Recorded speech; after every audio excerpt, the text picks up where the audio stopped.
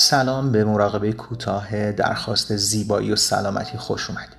چشمات رو ببند، نفس آروم و عمیقی رو بکش و ذهنت رو سبک کن.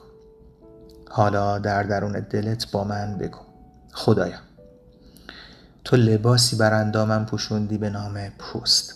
از این هدیه‌ات به نیکی مراقبت میکنم.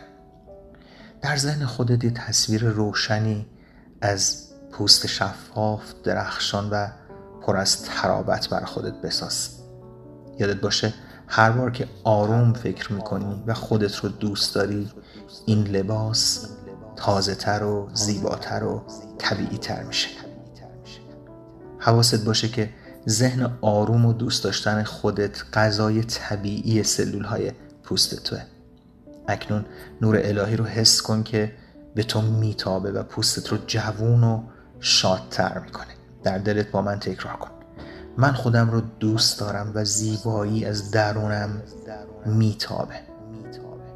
من خودم رو دوست دارم و پوست من جوانتر و روشنتر و درخشانتر میشه.